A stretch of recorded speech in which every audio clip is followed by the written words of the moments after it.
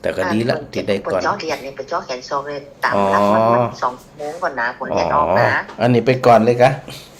อันนี้มันมาถึง2 ชั่วโมงมันออกแล้วอ่ะเออเก่งรู้อัน นี่ถึงกับแม่ใจเลยเดี๋ยวเพิ่งไม่แก้วอ่ะแต่โลดอกมันจ่วยเขาแต่เนาะแต่นะอย่าไม่แก้วว่าแต่นะอย่า ผ่านเจียแม่ต้องเจียที่สุดดีละจืดใจเนาะแม่เนาะขอบคุณจัดหลายเนอะที่แจ้งผลการทำฟังเจ้าขอบคุณสาธุเจ้าเจ้าฮะสถานดงสาธุเจ้าแม่ทองซุปติดกำจ้ะฮะติด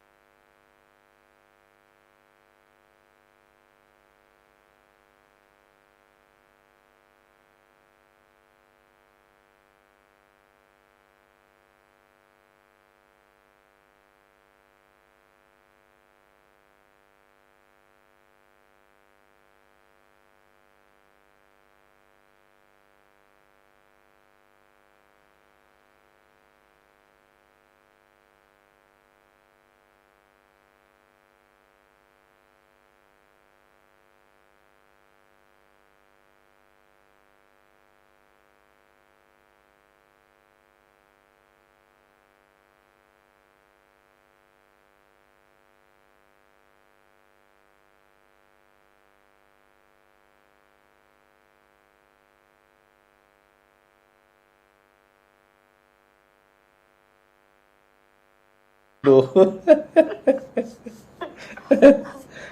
โทษดึงถ้าออกรายการถ้าวันที่นั่นวันที่นี่แม่เจ้าว่ามันดึงแบบติดนั่นเนาะบ่ได้อันตั้งนะโมตัวนี้ล่ะถ้ารู้ท่าทางนี่นะวันหลังต้องตั้งนะโมก่อนเอาโทรศัพท์มากำมีนะตั้งนะโมกันแล้วก็เต็กนะแต่ฟังวันอ่ะก็จ่ายไปได้ออกรายการสดหลายวันนะเจ้าติดงานวันนี้วันที่5ขัดใจด้วยขัดใจไว้อีกนะเดี๋ยวไว้ถ้าโทรจ้างน่ะบัดตันนำละฮะกันโทรจ้างนี่นะไอ้ฟังมันตึงไอ้ยินเสียงมันตึงใจอ่ะเนาะแม่แก้วแม่พี่เหลาเป็นเจ้าขนาดเขาเห็นเขาพูดพระธรรมพระสงฆ์สถานะเจ้าสถาฟังและสุขใจจื่นใจให้ใจกันดีใจด้วยเจ้าเป็นการยืนอายุสถาคนเฒ่าเนี่ยน้อยนะจีนะเนี่ยอายุยืนยาวนั่นแสดงว่าเข้าใจสบายแล้วที่นี่นะไปสนมันอย่างสนไปเขาก็ถึงว่าอยู่อย่างดีอย่างเก่านั่นเนาะมันสนใจมาสนเนาะที่จะแม่นเขาใครบริจาคกับบริจาคเขาใครทำบุญกับทำบุญเนี่ยคือแม่นดูกำลังของเขาไปเนาะเขาจะไปฟังกรรมกูคนนี่ตายพอเดียมันจะเครียดตายพอเดียมันเรื่องอะไรอย่างจะไปเครียดกับอันกรรมคนอื่นอย่างคนอื่นเนี่ยเนาะเขาต้องรู้ใจของเขาเองอะเขาต้องจื้ออีแม่ว่าแม่ท้องสุกหนักโมว่ะเนี่ยนี่แหละจะมาเครียดไปอย่างเพราะว่าแหม40-50 ปีเขากับจะอยู่ถึงบอกการหน้าการตอนนี้เขายังมีชีวิตอยู่เขามีความสุขกับปอละอย่าไปสนใจยังปล้มกันทำหน้าที่ของเขาไปให้สมบูรณ์กันละกันเนี่ยเข้าใจที่อีกก็สุขใจแล้วแม่ของสุขเนาะเจ้าสาธุเนอะตึงวันเนาะเจ้าสาธุเจ้า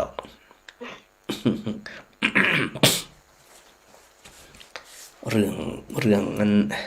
การฟังธรรมเข้าใจธรรมปฏิบัติธรรมจะธรรมดานะสถานะแม่มาไลสาธุเจ้าใครถามเจ้าท่านเรื่องนี้แม่ใครถามว่าที่2 เพลงนี่ได้แต่ว่าเอาแบบการเข้าก่อน เนาะแล้วก็เฮาจะดีพระเจ้าว่าอาจารย์เจ้า ดีหมดอะเจ้าตานไปเตอะ อ๋อ พร้อมบ่ได้กับตานเหมือนนั่น มันใจ12ซึ่งมันเปิ่นปล่อยมาแล้วเกิดเปิ่นได้แล้ว เปิ้นปล่อย ไหวอะ ก็เฮาอุทิศไปถึงก่อนก็ไปถึงก่อนเนาะ จะถามอาจารย์ก่อนดีกว่านะ เจ้าถ้าได้รับเนี่ย ถ้าเขาทำก่อนเปิ้นก็ได้ถึงเนี่ยเขาทำไปก่อนอันถ้าเปิ้นได้รับก็ได้รับก่อนคนอื่นอ่ะ อ๋อ เออ จ้ะ นี่ครับคนอื่นเลยนะบ่ต้องไปอันก็กังวลใจอะเพราะเมื่อได้ทำเหมือนนั้น อ๋อ เกิดว่าเดี๋ยววันนั้นมาคนมันหนักก็ คนมันหนักแม่หมูใครก็หนักกันนี่เหมือนกัน แม่นคนมันหนักล่ำเฮามาก่อนกันนั้นก่อนบางคนก็มาว่าวันหลังอีนะ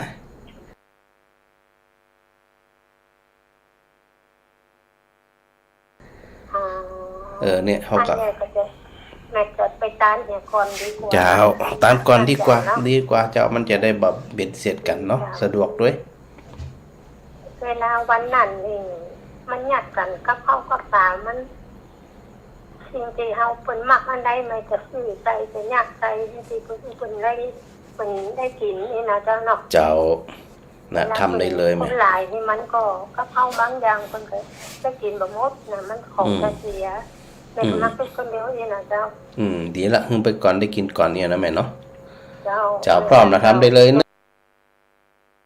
จะได้นะพระอาจารย์เนาะ เจ้าสาธุเจ้า สาธุเจ้าสาธุเจ้า สาธุเจ้า เจ้าขอบคุณ ฮะไม่ใช่พรคนหนองบัวแดง มันจะการยาวบ่ครู เจ้า ฟังวัดฝ่ายหินกะ ยังได้เบิ่งเนี่ยมันยังยินนะ เมื่อไหร่ฟังจากไหนนี่ มันยังยินก็บ่หายchết mà ถึงเจ้าหายไปสื่อกับมีอี nó cáiจะหายอ่ะ แม่ฟังจาก Facebook ก็ว่าฟังจากอันคลื่นฝ่ายหิน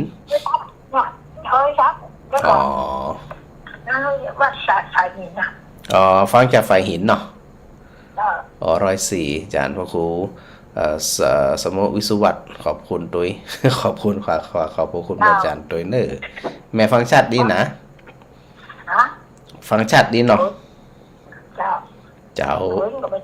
ข้อใหญ่นี่ กะเหมือนกันนะแล้วเพเขาห่อนพระเราพอจันไปอันนานไปแปะมาฝนตกตลอดตางวันนี้มาถึงลำปางดักซับ แล้วน้ำท่วมค่ะ น้ำท่วมไหน น่าละ โมโหไปไหนพระจันไปวัดอย่างไงวัดอย่างไงมิงมูนอีกอะวัดอย่างไงวัดอันสารหลักเมืองอะเจ้าที่นั่นนะ เจ้า นะก็ไปหันพอดีเอาของไปบริจาคเนาะเดี๋ยวก็ว่ากันทำไมเนอะสาธุเจ้าแม่ยายพร เจ้ามาจัดการเจ้า สถาฟังจากคลื่นวัดฝ่ายหิน104.5 เมกะเฮิรตซ์ก็ชัดเจนดีหลายคนเนาะดีได้ฟังรายการของครูบาอาจารย์ต่างๆวันนี้เดี๋ยวเนี่ยหับสั่งก่อนนะหาแม่มาลี จากนมัสการเจ้าอาจารย์ เจ้า ลูกหวังประกาศอย่าอยุธยาเตือ พระอาจารย์มาจากอยุธยาพระอาจารย์ไปคืนเดียว แล้วก็ไปนานต่อ ปิกมาแล้วก็ต่อจะเจ้าออกจากวัด7 โมงไปเนี่ยก็ไปบรรเทาอันอุทกภัยเนี่ยก็ เจ้าน ำเงินนำของจากอันนี้ในส่วนของมจรเนาะแล้วก็นำโดยผู้อำนวยการนำไปก็มีคณาจารย์มีเจ้าหน้าที่ไปบางส่วนเนี่ยจะไปจ่วย8ด้วยนานด้วย2 ตี ไปสองปีคนละเจ้า เจ้า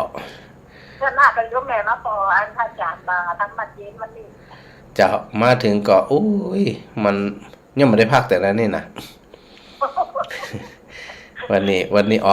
อกชั่วโมงเดียวเนี่ยนอนนะซึ่งกลับมาแล้วมันมีงานแหมหลายเจ้างานเอกสารแหมหลายอยู่ เจ้าก็ค่อยไล่ไปเคลียร์เอา พระอาจารย์มา สปะสปัน สตาร์นักยกแม่กะว่านะอันที่ฟังเทพจะคือนี่ก็สิว่าอาจารย์มา อันที่ฟังเทศก็ได้อันนี้ก็ได้เทศก็ได้เจ้าแต่มันแหบยัง มีแหมยังอีกอ่ะ ฟังมันแหบยากเลยแต่ฟังได้แต่มันแหบยัง มันต้องมีหันยังหน่อยอีก เจ้า มันผูกกับไปปุ่นแหมมันผูกไปวังเหนือแหม เออ เขาไกลๆถึงนั่นน่ะเดินทางนี่นะแล้วก็วันที่12เข้าว่าอยุธยาแหมมีประชุม2 งาน 3 งานเต้อตายอิดเหมือนกันนะจ๊ะ ข้าว ก็ชีพจรลงเท้า อาจารย์ได้ด้วยแม่จะถามว่าที่เขาจะเนี่ยอย่างใดที่จะทำสมาธิอย่างใดที่ถึงจะได้ใช้ตัวดับก่อนนะเจ้า อ๋อจริงๆเนี่ยอันใจต้องมาก่อนอันอื่นนี่นะเราไม่ต้องไปคิดอย่างเดียวไปคิดถึงสวดาบันก่อนเฮามุ่งในเรื่องของตัวศีลสมาธิตัวปัญญาเนี่ยเป็นหลักก่อนเนาะตัวทานตัวศีลตัวภาวนาเนี่ยเฮามุ่งดูโดยปกติเวลาพื้นฐานเนี่ยเปิดถึงมองการกระทำของเขาในเรื่องของบุญกิริยาวัตถุในเรื่องของอันกุศลกรรมบท10นั่นนะก็คือทั้งกายทั้งวาจาทั้งใจว่าเขาได้ควบคุมมันได้ดีมากน้อยแค่ไหนอันนี้ในเบื้องต้นส่วนการขยับเข้าไปสู่ความเป็นพระโสดาบันนั่นเนี่ยมันตัวสมาธิเนี่ยมันต้องแน่วแน่มันคงบ่บอกแวกนะต้องบ่ฟุ้งซ่านเจ้าฝึกกายฝึกใจฝึกวาจาดูมันเนาะรู้สึกตัวการกระทำตัวเองมันเวลาเฮาจะอะไรอย่างไปเนี่ยก็มีความรู้สึกตัวก่อนนะบ่พลังพลาดว่าใจกำของตัวเองเนี่ยที่พระอาจารย์วันก่อนว่าไม่ยกตนข่มท่านเนาะไปใจแล้วหึงตัวเองดูดีกว่าคนอื่นแล้วก็กำของเฮาเนี่ยบ่ได้ไปกระแทกใจของคนอื่นอย่างนี้นะเพิ่นเฮาว่ามีสติในการกำหนดหู้ทุกขณะก่อนที่เขาจะไปเพราะบางเรื่องเนี่ยต่อให้มันเป็นความจริงเขาไปแล้วนะมันมีแต่ศัตรูมันมีประโยชน์นะอย่างต่างๆในปนว่าบ่เห็นดีกว่านะแล้วก็เจ้าเกี่ยวกับจิตใจกับมันกันหู้อยู่เสมอว่าขณะนี้เนี่ยเขามีความคิดจะใดเนาะมีความสุขจะใดมีความทุกข์จะใดมีความเบิกบานหม่นหมองแก่ใดอันนี้หู้ตัวอยู่เสมอนั่นพยายามสังเกตหู้ตัวบ่อยๆถ้าหู้ตัวบ่อยๆเนี่ยต่อไปอารมณ์ยังก็ตามที่มันมากระทบนั่นนะมันจะไปหู้ตามตัวสติตัวเนี้ยนะเวลาเขาจะไปแตะความเป็นพระโสดาบันเขาต้องฝึกในส่วนของความเป็นกัลยาณชนของเขาหึงดีก่อนคือเป็นคนดีหึงใดก่อนเป็นกัลยาณปุถุชนคุ้มครอง คุ้มครองกายคุ้มครองวาจาก็คุ้มครองใจของเขานะบ่เศร้าหมองนะขณะที่ได้ยินกรรมคนนั่นว่าคนนี้ว่าบ่เศร้าหมองบ่โคตรด้วยนะแล้วเฉยบ่ใจว่าเฮามีความรู้สึกนะเฮารู้สึกทุกอย่างแต่ว่าตัวสติของเฮาเนี่ยกำหนดรู้เท่าทันว่ากรรมของคนบางคนนั่นน่ะไร้ค่าก็ไปคือค่ายังก็ปล่อยทิ้งเพราะลักษณะของคนบางคนมันชอบเนาะชอบว่าคนอื่นชอบก็ได้แค่ไหนคนอยากแล้วกำมันไร้ค่าล่ะเอามาแบกอย่างอ่ะมันข้างเขาแบบคิดนะทุกอย่างอ่ะอยู่ของเขาดีกว่าเจ้าทำหน้าที่ของเขาสมบูรณ์บ่ได้หมายถึงว่าเขาบ่ได้แค่ไผนะแต่ว่ากับคนบางคนเนี่ยกำคนบางคนพฤติกรรมคนบางคนก็บ่ต้องเก็บมาใส่ใจเพราะว่าพฤติกรรมของคนบางคนมันแกนจังได๋แล้วเรื่องอีหยังจะเอามาเฮามาเจ็บใจบ่สบายใจเฮาก็มาเอาละอีนี่อย่างเดี๋ยวนี้เฮาฝึกอีในเบื้องต้นฝึกฮู้มันกำหนดฮู้มันจะช่วยเฮาได้อย่างปัจจุบันทันด่วนเลยอ่ะอย่างโยมแม่นี่เป็นประธานบุญแล้วเป็นคนที่ว่าเป็นเก้าที่จะต้องทำกิจการที่ว่าญาติสวดมนต์กันเฮ็ดทำอะไรกันนะจ้ะบ้านตัวกันลำบากเนาะเนี่ยดีก็ลำบากดีเนี่ยธรรมชาติมากไอ้ตัวเนี้ย ไปอยู่ที่ไหนเหมือนกันหมดเจ้าธรรมชาติของคนนี่นะแล้วนั่นจะไปเครียดพระอาจารย์นึงบอกแล้วว่าจะไปเครียดกับพฤติกรรมของคนเพราะว่ามันจะให้ถูกใจกูคนเนี่ยมันตึงคนก็ถูกตาถูกใจต้องตาอย่างนี้แล้วจะไปเครียดกับมัน จะไปเครียดข้อคดจากเข้าพรรษาปีนี้นะโยมแม่เอาอันค่าเลขาของมันตรงกันนะทั้งทุกสิ่งทุกปัญหาแล้วอันส่วนสอนเรื่องอาริยสัจสี่เพราะว่าอย่างท่านอาจารย์บอกนะว่าคนเฮามันเหลือบรรณาอะไรเนาะแม่นอยากใครคือพี่น้องสิไปเจอพระเป็นมิตรอันนี้จนกันเนี่ยเพิ่นเข้าใจแล้วบางคนก็บ่เข้าใจด้วยตัวนะคะอันยังดูกับเกทัมสิอย่างสมัยเป็นโน้นสิว่าเกทัมนั้นเรื่องเป็นเรื่องนั่นแหละก็เทศได้อย่างพระอาจารย์อย่างวัดอุทุมพรเนี่ยพระอาจารย์ก็เทศทำเป็นเรื่องอยู่นะแต่พระอาจารย์ไม่ได้พระอาจารย์ไม่ได้เทศหมดพระอาจารย์เทศสักกึ่งหนึ่งอีเนี่ยแล้วก็คืออันดูเจ้าที่เป็นเทศนั่นน่ะเป็นสรุปเป็นกำอูเป็นภาษาให้ฟังเข้าใจง่ายเพราะว่าเทศบ่เก่าบ่เดิมเนี่ยบางทีคนเทศก็จะเข้าใจคนฟังยิ่งบ่เข้าใจเลยอ่ะแต่ถ้าหากว่าอันคือคนเทศเนี่ยไปสรุปมาเนี่ยคนเทศก็จะต้องไปดูหลายรอบจนเข้าใจถึงจะมาถ่ายทอดได้อาจารย์อันนี้คืออาชีพเดียวจบเรื่องเลยแล้วก็สันตอนเลยแล้วเราเปิดกระบะอธิบายอย่างที่ตามถ้าจบเลยมันกำได้อย่างเนาะสถาก็ได้ปวดแข้งปวดขาบ่ได้นี่ก็ได้การสมาธิเป็นนะตัวสมาธิตัวบุญน่ะได้ตัวกุศลคือความเข้าใจนี่มันได้มันบ่เข้าใจเลยอ่ะโยมที่ว่าน้องบ่เข้าใจไปเข้าใจอย่างที่คนเตะยังงงเพราะมันเป็นภาษากำเมียนเก่าๆอย่างยังบ่ฮู้มันเป็นจะอันจะอีเป็นจะได้เป็นอุ้ยเข้าใจยาก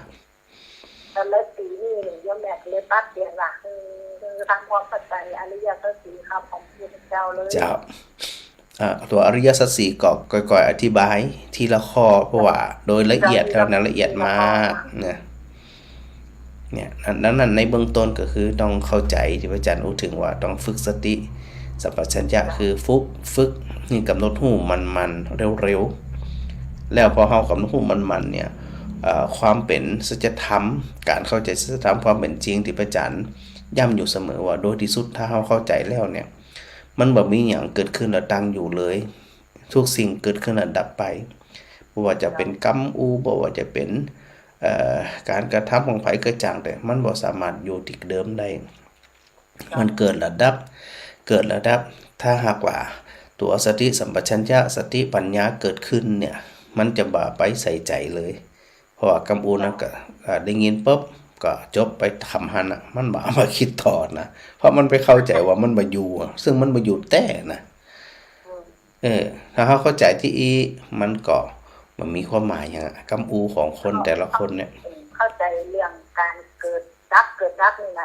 เจ้าซึ่งความจริงมันปรากฏจะอันแต่อันนี้เจ้าทุกขังอนัตตา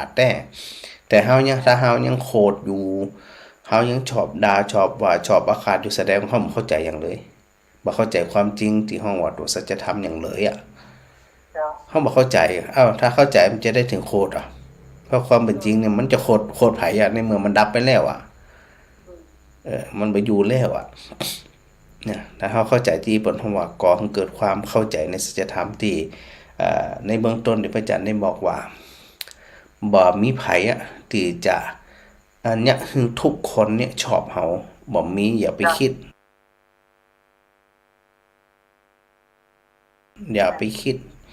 เฮาก็นึกถึงพระพุทธเจ้ากันก็จะไปถือจะไปโคตรนะโบราณเพิ่นบอกว่ามันเหมือนกับเฮาเอาไก่อยู่ขังอยู่ในกรงเดียวกันนี่นะแล้วก็อันใส่เดือนเลื่อยผ่านมาเนี่ยไก่2ตัวนี่มันลูกแล้วมันจิกตีหัวกันอยู่บนตาบอดนะแต่อันใส่เดือนเดินหลอดกรงไปเหี่ยยังได้กินสักกำแต่ว่าไก่2ตัวนี่ตาบอดทั้งคู่นะมันตีกันนะเพื่อจะย้ำอยู่มันว่าชีวิตเฮามีน้อยเฮาจากนี้ นี่ไปแหม100 ปีเขาไปอยู่ละแหม50 ปีเขาไปอยู่ละแล้วมันอะไรอย่างปล้นปเหลืออันนี้ก็ลนไปเหลือก็ชีวิตเราเจ้าเขาในเบื้องต้นที่เขาฮู้ว่าสักยะทิฏฐิวิจิกิจฉาน่ะคือพยายามมีความรู้สึกนึกคิดว่าเนี่ยจะได้จึงตัดภพตัดชาติตัดการก่อให้เกิดอันความสืบต่อที่โบราณบอกว่ารักยาวให้บั่นรักสั้นให้ต่อก็รักยาวให้บั่นรักสั้นให้ต่อเนี่ยเปิ้นอันต้องการจะอัน เนี่ยถ้าหากว่าเฮา คิดจะอยู่กันด้วยกันยาวๆสมมติอยู่ด้วยกันอย่างมีความสุขเหมือนๆก็หึงบันเหียบันเนี่ยบันความบ่พอใจ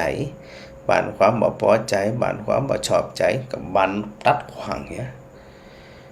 มันเรื่องอย่างเฮาอยู่แฮมบ่เหมือนล่ะ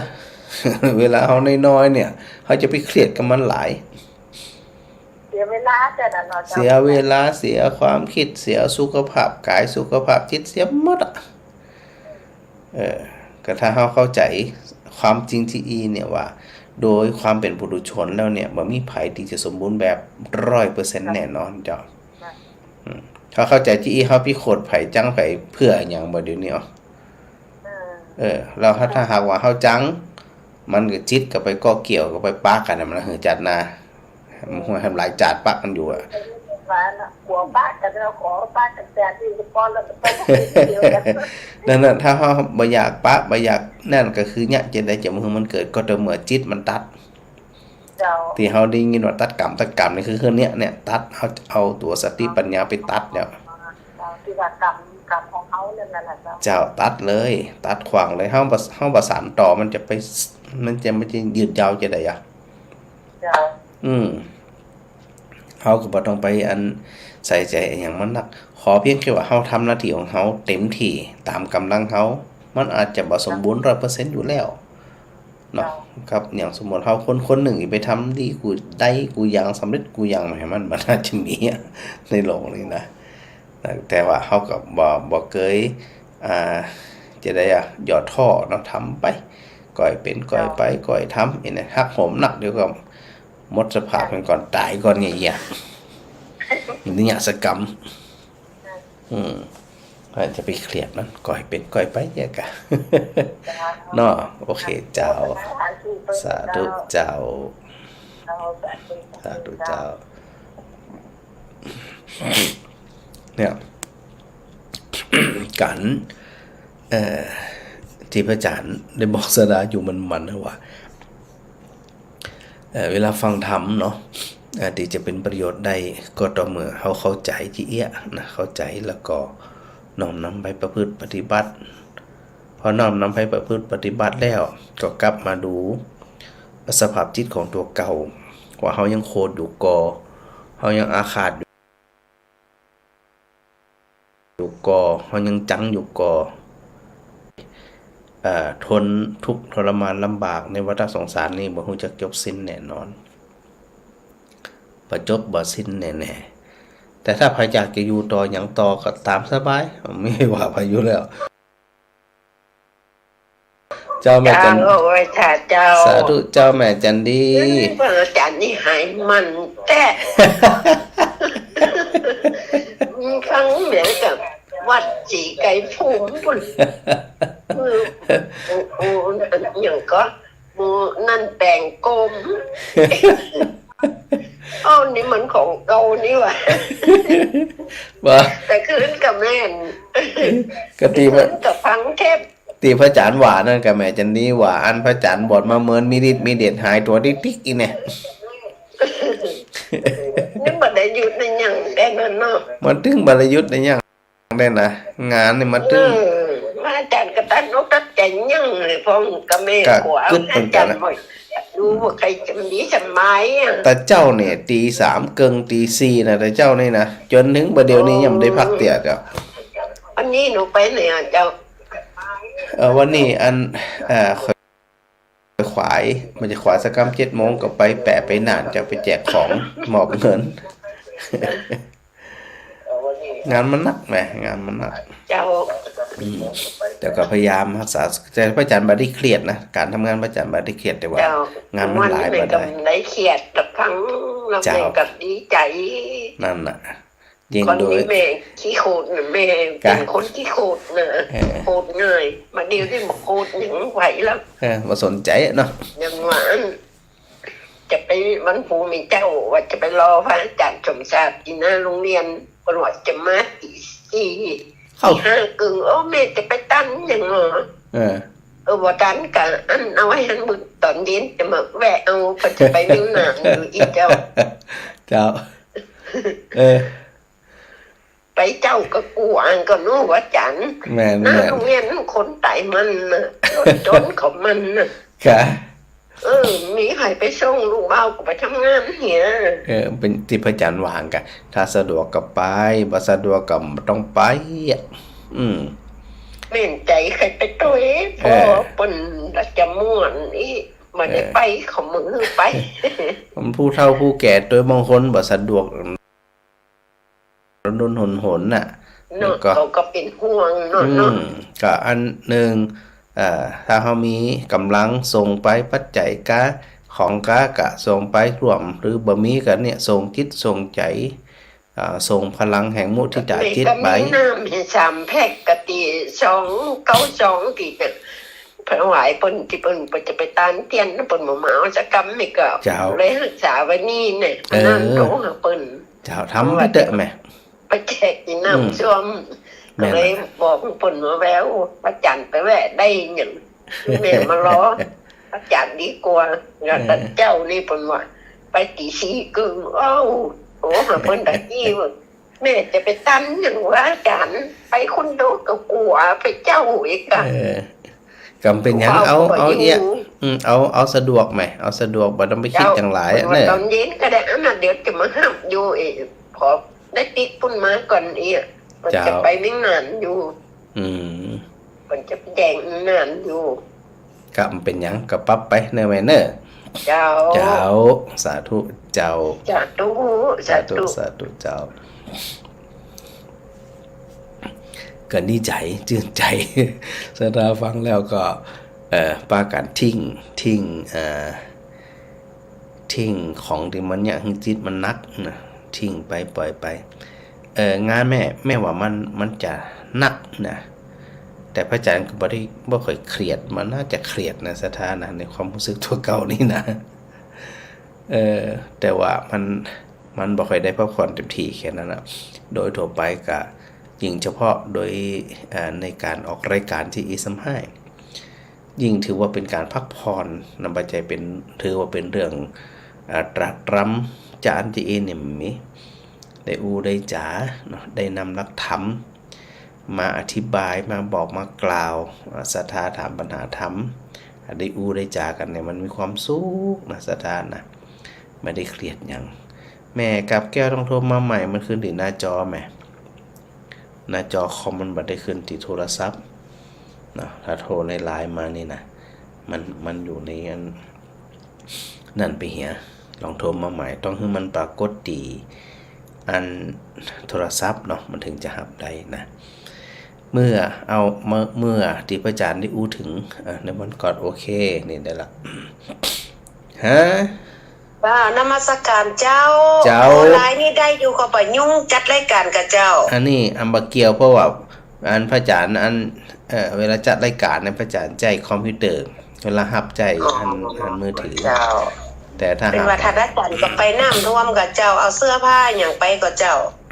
มันมีหยังอยู่ในกล่องบ่ได้พอจะมีข้าวสารมีของมีเงินมีหยังเนี่ยก็ไปเจ้าหลายอยู่วันนี้กันมาหาเอาบ้านยมแม่ไปส่งเตือมาหอมกันนี่เต็มบ้านเจ้าผู้เพิ่นจะไปเจียงไฮ้กันเจ้าเพราะว่าบ้านก็มีข้าวสารอาหารแห้งเสื้อผ้าหยังก็มาไว้กันบ้านยมแม่นี่กับเจ้า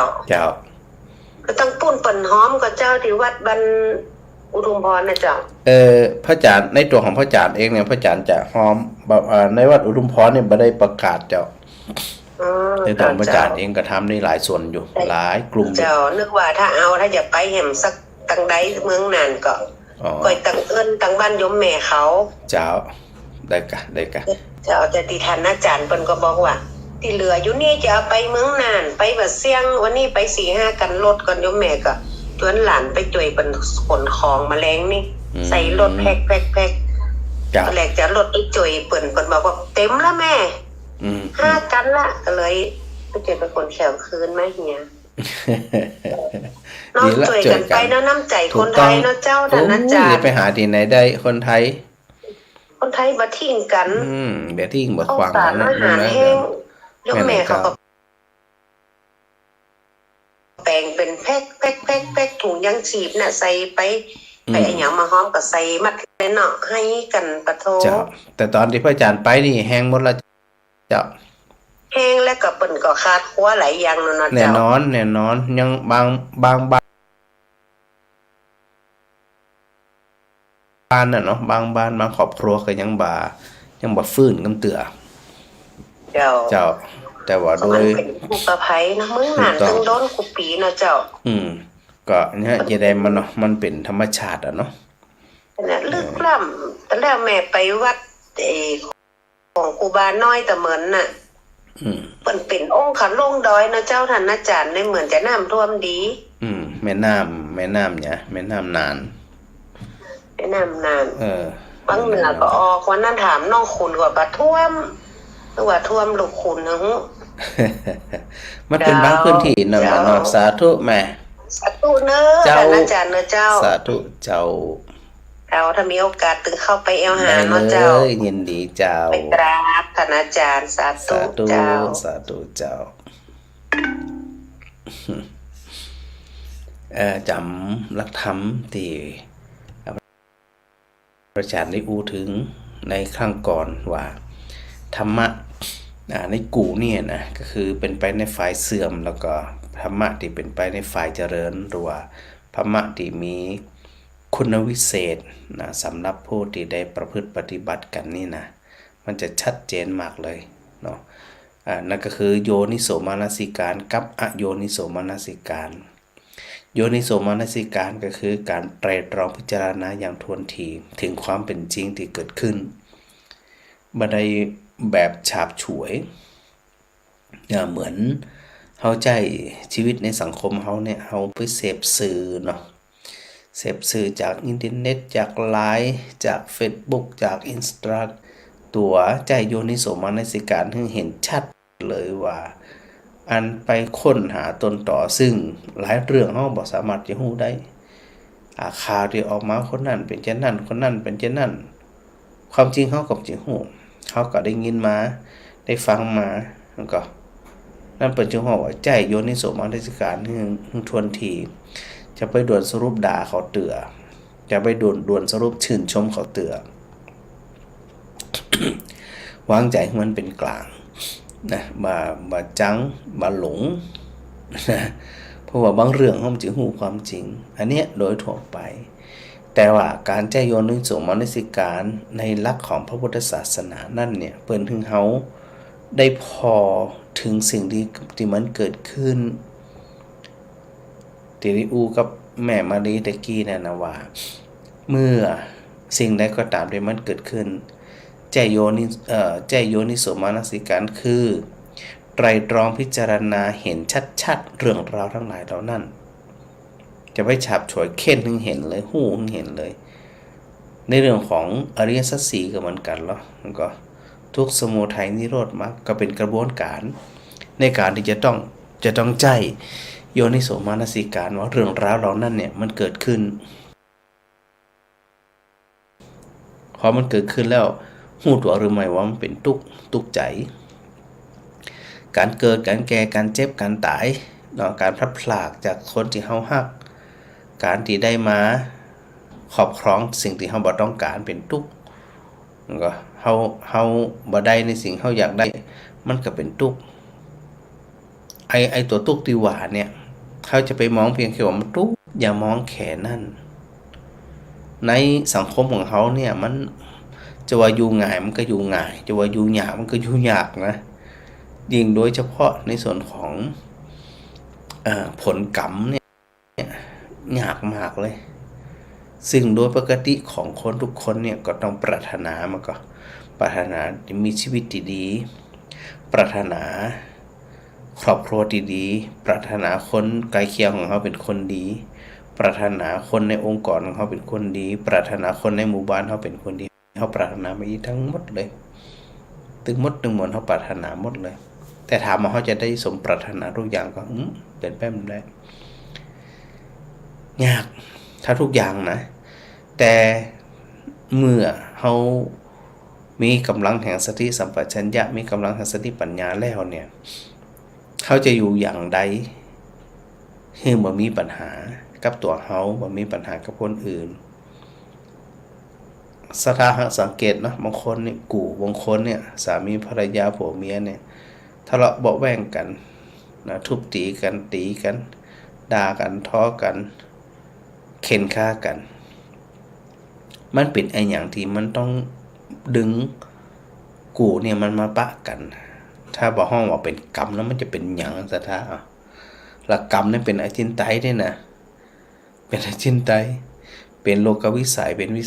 กรรมวิสัยเป็นวิสัยของกรรม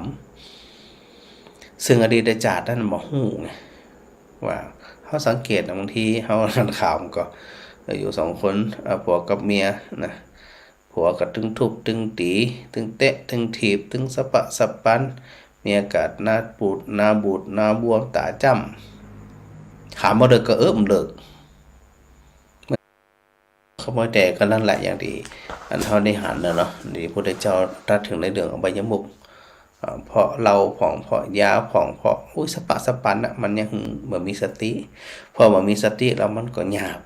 ที่จะอยู่ด้วยกันอย่างมีความสุขสงบใด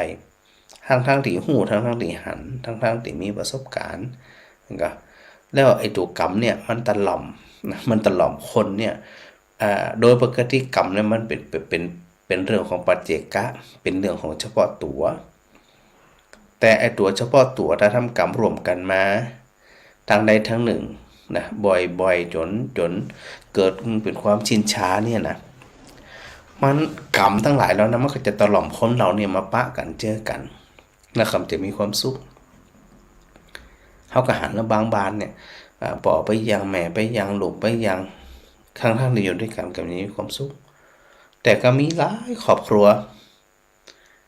นะเปิ้นห้องว่าบุญตะหล่อมคนที่มีบุญมาอยู่ด้วยกันก็มีพ่อก็ทำงานแม่ก็ทำงานอยู่กันลูกหลานตระกูลกันต่างคนต่างมารักษาจิตต่างคนต่างมาดูการกระทำของตัวเองเนี่ยบ่ฮือตัวเองเนี่ยเป็นภาระของคนอื่นบ่ฮือตัวเองเนี่ยเป็นปัญหากับคนอื่น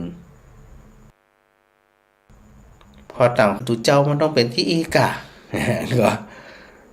ตุเจ้าก็ขาดหวังศรัทธาก็ต้องเป็นที่อีกะ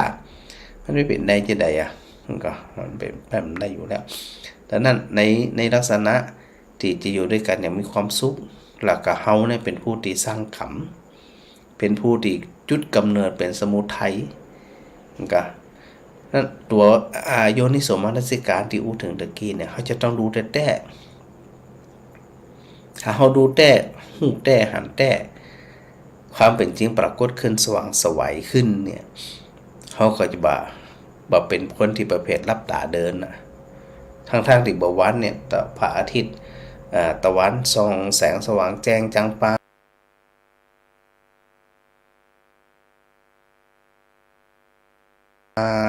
นี่นะแต่บางคนเนี่ยที่ก็หาใส่ตัวเรื่องราวต่างๆก็หาใส่ครอบครัวตัวเก่าเนี่ยบางเรื่องมันก็จำเป็นที่จะต้องนำมาสู่ครอบครัวบางเรื่องก็มันจำเป็นที่จะต้องนำมาสู่ชีวิตของตัวเองแล้วก็บ่จำเป็นที่จะเอาตัวเองเนี่ยไปสู่เรื่องราวบางสิ่งบางอย่างที่มันบ่เหมาะบ่ควรเมื่อ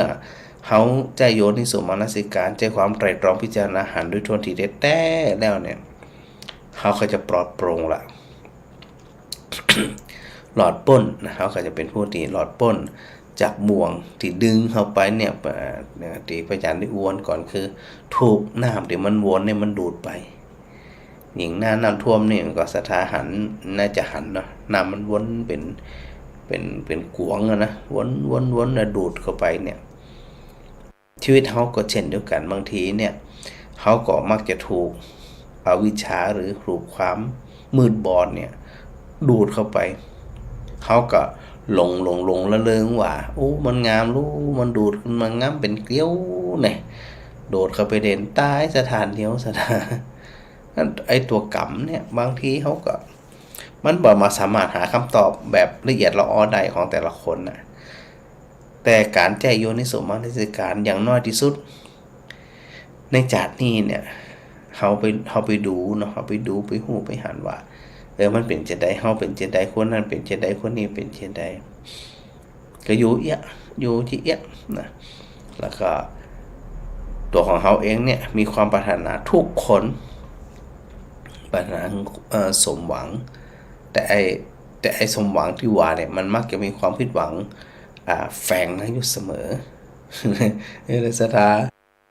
เข้าใจที่เนี่ยมันพระอาจารย์ว่านะการฟังธรรมของสถาก็มีความหมายบ่เสียเวลาเนาะการ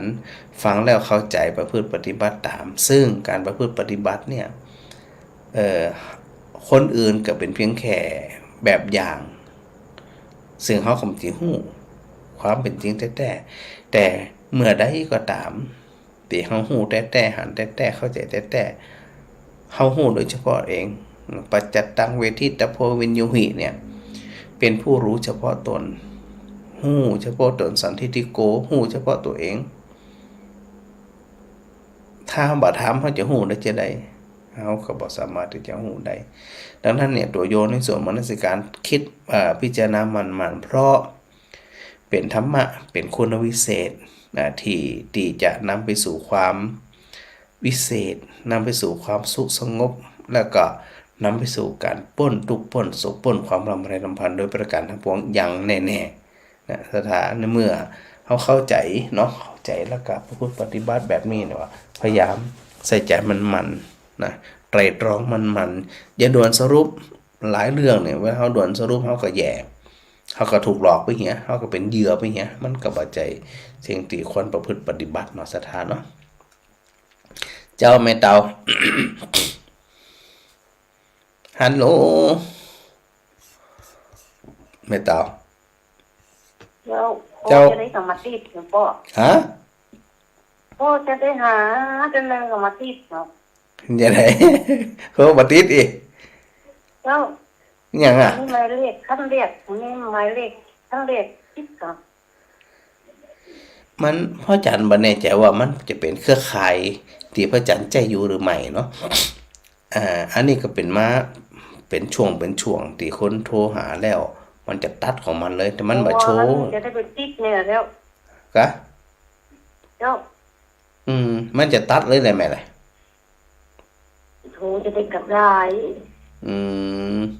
แต่มันบ่ขึ้นหน้าจอน่ะมันบ่โผล่ขึ้นหน้าจอเจ้ามันจะ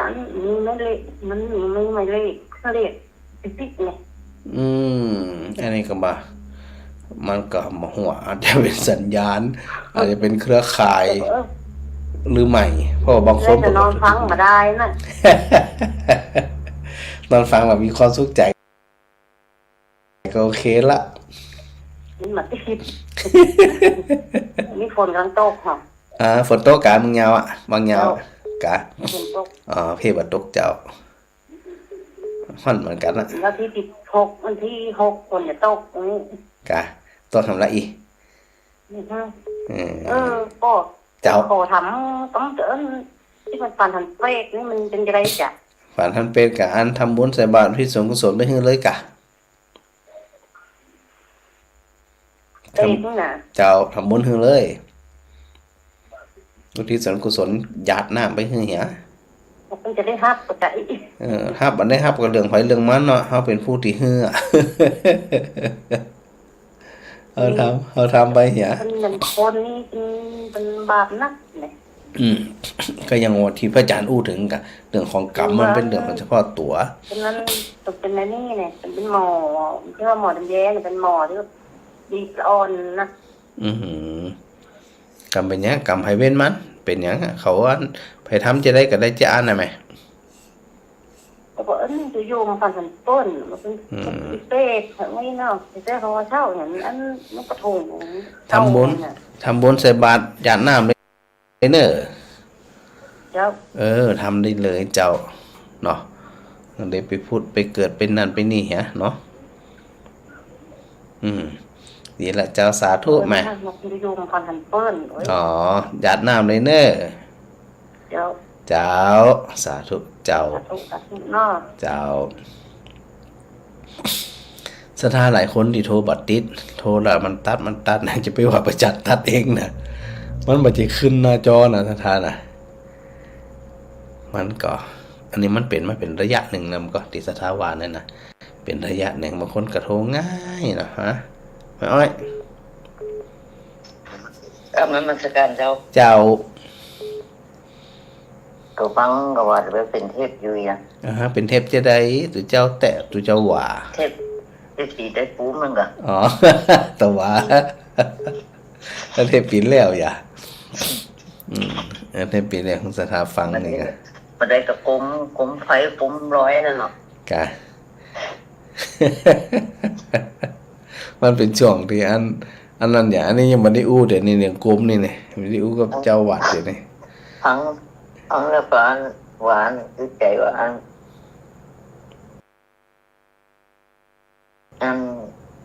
ปุ่นเดี๋ยวไปหน้าปุ่นไก่รุ่งพรปุ่นไก่แบบนี้เพราะว่าในช่วงร้อยกระทงช่วงอย่างโมเนี่ยเขาก็มีการทำบุญอยู่แล้วเจ้ามีการเตะอยู่แล้วจะยิ้มเป่งฟังจนรับละที่วิทยุนี่ละเลย ละถึงเจ้าถึงหวานแล้วลูกถึงเจ้าละมันเจ้าตื่นมาสู้อยู่นี่ดีละแม่อ้อยสบายดีเนาะสบายดีฝนตกกับบันมอตอนนี้ฝนลงก็บันมอฝนลงก็มันลงเจ้าวันนี้มันลงปอกันนะห่อนปอดควันเหมือนกันนี่แหละน้ำในวังหนักขนาดเนาะเปิดกระปล่อยมาธรรมดาฝนผ่องยังผ่องนี่กะเจ้าดีละสาธุเนอสาการเจ้าในกำลังใจเจ้า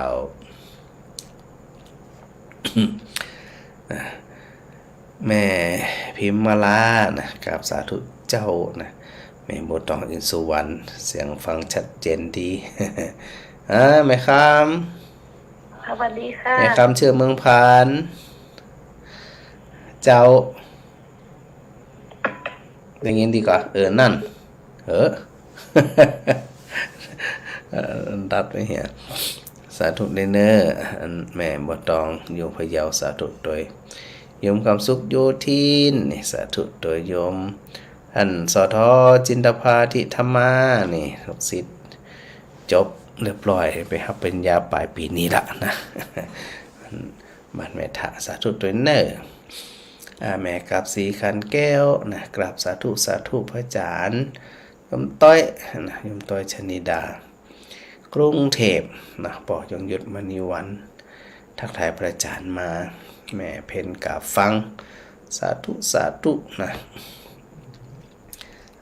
แม่บัวสันทรายเจ้าจกดีอะกะ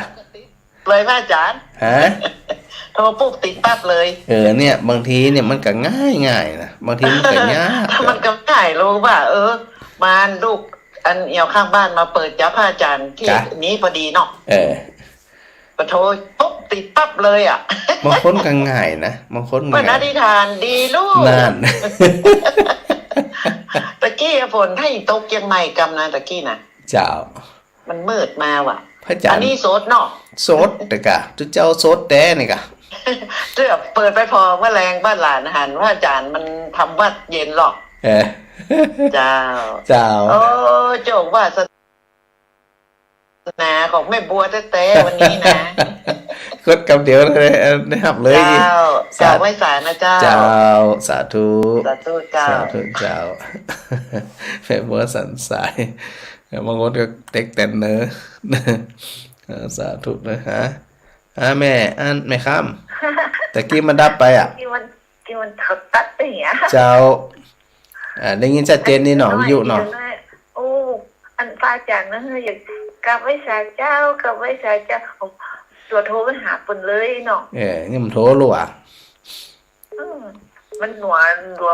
มันพออย่างแท็บเล็ตแท็บแรกอย่างปุ่นเนี่ยพระอาจารย์ค่ะมันเป็นไว้ของชอบใจอ่ะค่ะ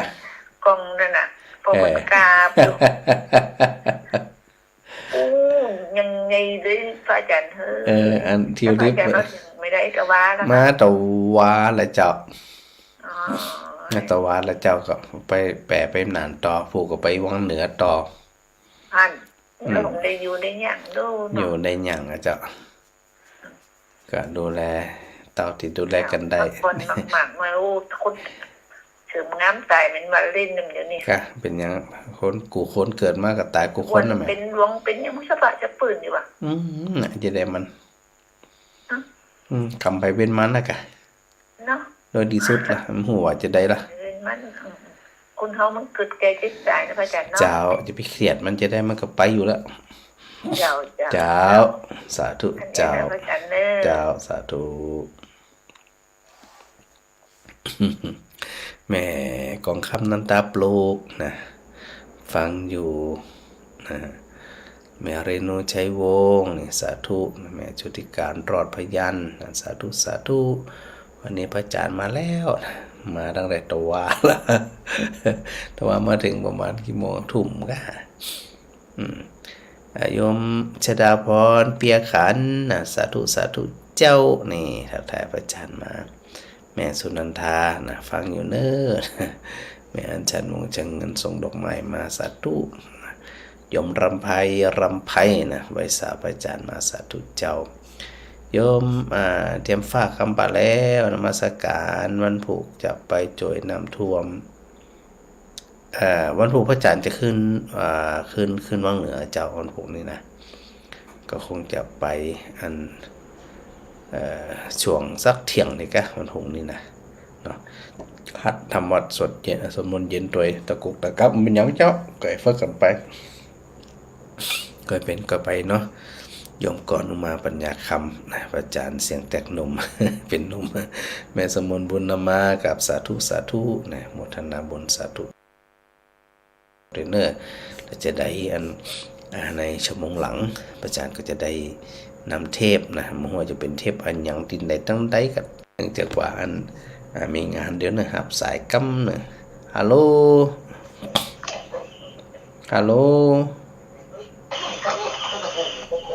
เนี่ยไอ้ยังไว้สาเจ้าไผ่ไผ่ผู้เจ้าดูมันจักก็อยู่กำลังรับกำลังเกิดอยู่เนี่ยเดี๋ยวเนี่ยมันแรงเลยฮะอ๋อไอ้ยังเบอร์ใหม่ทำแล้วก็นี่ฮะแต่เบอร์วันนั้นนะกะ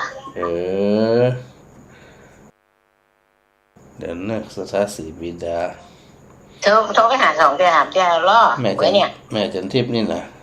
เจ้าข้าจำประเด็นเมียนไปอีกเนี่ยเจ้าหันดอกตั้งหลังคันข้าจานนั่นน่ะใครได้เน็บจะกันมั้งเนาะใครได้เน็บอีเจ้าเดี๋ยวจะให้เดี๋ยวจะให้ตุลุงปลูกไว้ให้สถามาเด็ดเน็บสักกำหรอใครได้เน็บกะ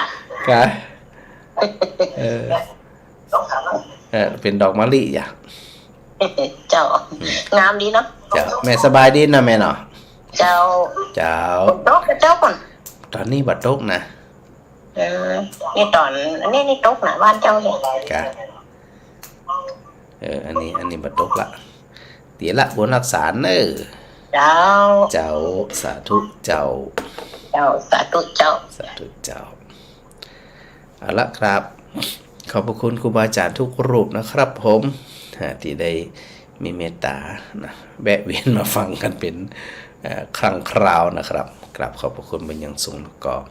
ศรัทธาญาติโยมทั้งหลายเนาะก็พยายามที่จะตรวจตรา